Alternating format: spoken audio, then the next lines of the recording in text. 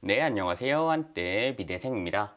오늘은요, 기업 실적은 좋거나 나쁘지가 않은데 주가는 왜 떨어지나? 이런 궁금증에 대한 답변을 드리고자 영상을 준비를 해 보았습니다.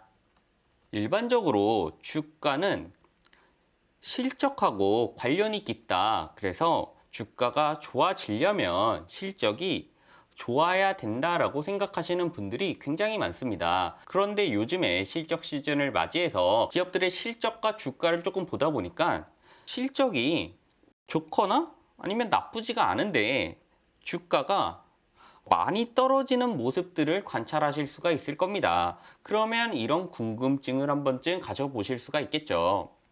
실적은 좋은데 주가는 왜 떨어지나? 가장 먼저 실적은 좋은데 주가는 왜 떨어지냐? 이 질문에 대한 답변을 드려보자면요. 첫 번째로는 미래에 대한 기대가 있었는데 이 기대감이 사라지면 실적이 나쁘지 않거나 심지어는 좋은데 주가가 떨어지는 현상을 확인하실 수가 있다. 저는 이렇게 답변을 드릴 수가 있습니다. 예를 들어서 월세 100만 원을 받는 아파트 A와 B가 있는데 이 A는 한강 뷰고요. B는 그냥 뷰라고 가정을 해 보겠습니다. A 아파트는 지하철이 개통될 예정인데 B 아파트는 교통 호재가 없이 그냥 그대로일 것 같다라고 예상이 되고요. A는 또 공원까지도 조성될 예정인데 B는 재건축이 불가능하다. 그래서 뭐 지금과 그대로일 것 같다라고 미래 가치가 예상이 된다라고 가정을 해보죠. 그러면 물어보는 거죠. 지금 가격이 비싼 아파트는 이 A와 B 중에 무엇일까요? 라고 질문을 주면 당연히 똑같은 돈을 월세로 받아도 벌어들이는 돈이 같아도 당연히 A가 B보다 가격이 비쌀 거다라고 답변을 할 수가 있겠죠. 왜냐하면 미래에 A 아파트는 월세 버는 돈이 더 오를 것 같고 한마디로 성장성이 있어 보이고 B 아파트는 미래에도 월세가 오르지 않을 것 같기 때문에 당연히 A가 B보다 가격이 비싸다라고 예측을 해 볼 수가 있을 겁니다. 기업도 똑같습니다. 매년 1억을 버는 회사 A와 B가 있는데 A는 10년 뒤에 10억을 벌 가능성이 있다. 지금은 1억을 벌지만 이게 10억으로 늘어날 수 있는 기대감이 있다라고 가정을 해보고요. B는 10년 뒤에 증가하긴 하지만 버는 돈이 증가하긴 하지만 2억 정도로 조금만 증가할 것 같다라고 기대가 된다면 물어보는 거죠. 지금 시가총액이 높은 회사는 A와 B 중에 뭐가 될까? 당연히 A의 시가총액이 훨씬 더 높겠죠. 왜냐하면 기대감이 있으니까 A의 시가총액은 한 50억 정도 된다라고 가정을 해보고요. B는 기대감이 적으니 시가총액이 10억이다 라고 가정을 해보겠습니다. PER로 계산을 해보면 A는 50이고 PER이 50배고 B의 PER은 한 10배 정도 된다. 이렇게 계산을 해볼 수가 있겠죠. 그런데 A라는 회사에 이 10억을 벌 가능성이 없어지면서 기대감이 줄어들면 B보다 높았던 시가총액이 유지가 될 수 있을까라고 했을 때 당연히 물음표를 띄워 볼 수밖에 없겠죠. 아파트가 한강뷰 지하철 개통 예정 공원 조성 예정이었던 게 한강뷰도 없어지고 앞에 높은 건물이 들어서면서 한강뷰도 사라지고 지하철 개통 호재도 정부의 정책으로 인해서 사라지고 공원이 조성되기로 했던 것도 그 자리에 아파트가 들어서면서 공원 조성이 사라지면 기대감이 사라지면서 B 아파트 수준으로 A 아파트의 가격이 거의 동일해지는 것처럼 기업도 기대감 때문에 높게 형성되는 주가가 있었는데 그 기대감이 사라지게 되면 실적이 전보다 비슷하거나 심지어는 좋아졌다고 해도 기대감이 사라지면서 주가가 떨어질 수밖에 없다라고 설명을 드릴 수밖에 없는 거죠. 아파트와 기업을 비슷한 구조로 설명을 해보자면요. A 아파트와 로블록스, 페이스북, 메타로 이름을 바꾼 페이스북을 비교해 볼 수가 있는데요.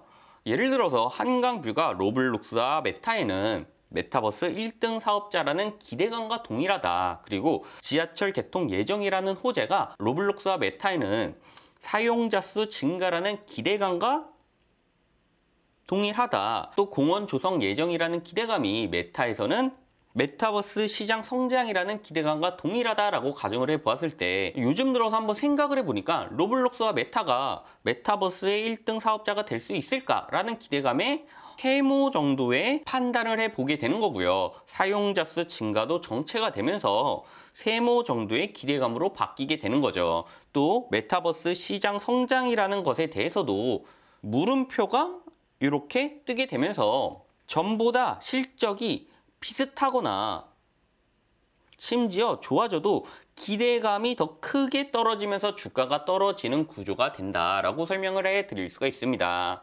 지금 보시는 기사는 지난 3일날 보도된 기사인데요.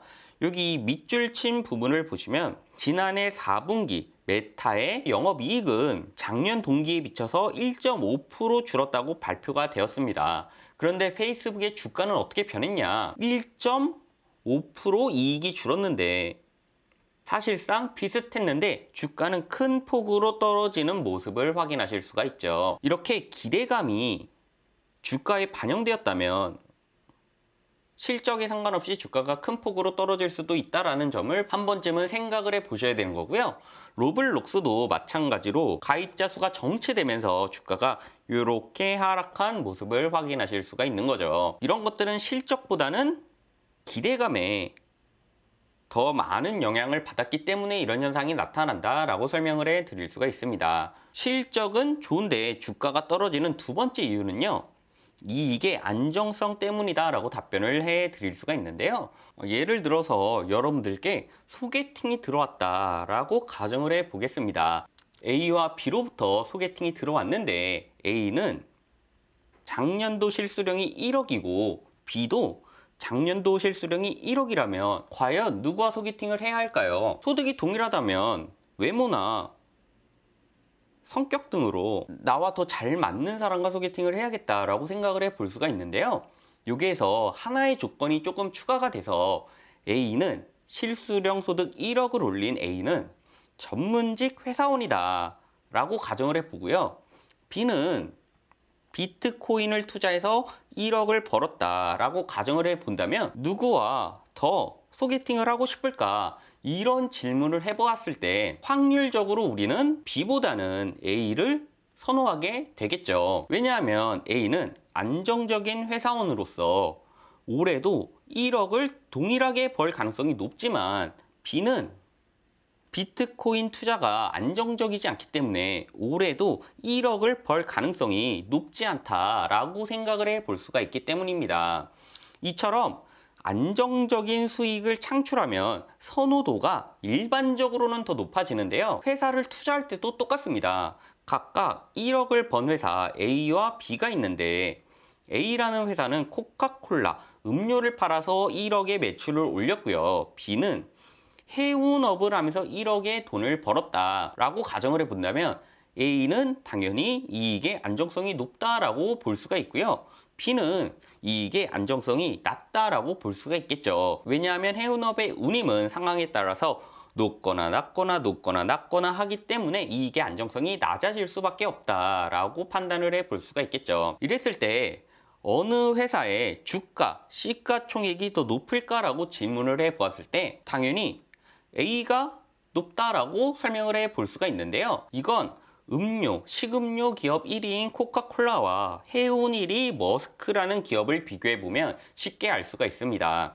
코카콜라의 2021년 매출액은 47.8조고요. 영업이익은 13.5조입니다. 해운 기업 1위인 머스크는 마찬가지로 2021년 매출액이 76.4조고요. 영업이익은 24.2조입니다. 당연히 이렇게 보면 실적은 머스크가 코카콜라보다 좋죠. 매출액과 영업이익이 코카콜라보다 높습니다. 하지만 시가총액은 코카콜라의 경우엔 330조고요. 머스크는 74조로 확인을 해 보실 수가 있습니다. 이건 무엇을 의미하느냐? 이익이 안정적이면 시가총액은 올라간다라는 말과 동일한 건데요. 이익이 머스크가 훨씬 좋아도 이익의 안정성에 따라서 실적이 아무리 좋아도 실적의 안정성에 따라서 주가가 큰 폭으로 하락할 수도 있다라는 점을 이해를 해 주셔야 되는 거겠죠. 어떤 분들은 HMM, 현대상선 차트를 보시면서 이렇게 높았을 때 2010년도쯤에 현대상선의 매출이 약 8조였고 영업이익이 6천억이었다. 그런데 작년을 보니까 작년 매출액은 13조고 영업이익이 7조다. 영업이익이 약 10배 정도 차이가 나는데 주가가 25만 원 하던 게 3만 원까지 이렇게 떨어졌다. 당연히 이거 사야 되는 거 아닌가라고 말씀하시는 분들도 있는데요. 제가 앞서 설명드렸듯이 해운업은 이익의 안정성이 높지 않기 때문에 실적이 좋아져도 주가가 떨어질 수도 있다라는 점은 분명히 조금 알고 계셔야 된다라고 답변을 해드릴 수가 있겠죠. 마지막으로 실적이 좋은데 주가가 떨어지는 원인은요, 사양 산업에 속하게 되기 때문에 라고 설명을 해드릴 수가 있는데요. 예를 들어서 자동차 회사 A와 B가 있는데 A는 영업이익이 1억이고 B도 영업이익이 1억이다 라고 한다면 A와 B 회사의 가치는 어떨까요? 당연히 비슷하겠죠. 그런데 여기에서 조건을 하나만 더 추가를 해보겠습니다. 예를 들어서 A는 엔진을 만드는 회사고요. B는 자동차 시트를 만드는 회사다 라고 가정을 해본다면 A와 B 회사의 가치는 어떻게 달라질까요? A와 B 회사의 주가는 어떻게 달라질까요? 이 질문에 대한 답변은 상황에 따라서 다르다 라고 답변을 드릴 수가 있는데요. 예를 들어서 내연기관 시대에 자동차 회사 주가를 결정한다면요, 당연히 엔진을 만드는 회사 A는 핵심 산업에 속한다 라고 볼 수가 있겠죠. 그러면 당연히 A 회사의 가치가 B 회사보다 높을 것으로 이렇게 예측이 될 겁니다. 그런데 전기차 시대에 돌입하게 된다면 어떻게 달라질까요? 엔진을 만들던 회사 A는 사양 산업에 들어가게 되고 자동차 시트를 만드는 회사 B는 어찌됐든 간에 전기차에도 시트가 필요하기 때문에 미래 전망이 엔진을 만드는 회사보다는 조금 좋다라고 볼 수가 있겠죠. 이렇게 되면 당연히 B 회사의 가치가 A 회사보다 높을 것, 실적이 똑같아도 B 회사의 주가가 A 회사보다 높을 것이라고 예상을 해 볼 수가 있습니다. 이렇게 사양 산업에 들어오게 되면 예를 들어서 무선 인터넷의 와이브로나 콘텐츠의 DMB 같은 기술력을 가지고 있던 회사들은 이 사양 산업에 속하게 되면서 실적이 아무리 좋아도 주가가 떨어질 수밖에 없는 구조로 들어서게 되는 거고요. 이렇게 되면 미래의 사양 산업들, 예를 들어서 홍채 인식, 수소차, VR, AR, 라이다 센서 같은 것들도 와이브로와 DMB처럼 이 중에 뭔가 하나는 사양 산업에 들어가게 되면서 기업들의 실적이 좋아진다고 하더라도 기업들의 실적이 나빠지지 않아도 주가가 떨어질 수가 있다라고 설명을 해 드릴 수가 있는 것이죠. 그래서 결론을 내어 드리자면요, 실적이 좋아도 주가가 떨어지는 이유는 기대감이 있어서 가격이 높게 형성됐던 회사들, 기대감 때문에 가격이 높게 형성된 회사들이 기대감이 줄어들면서 실적이 좋아도 주가가 떨어지는 경향을 보이게 되는 거고요.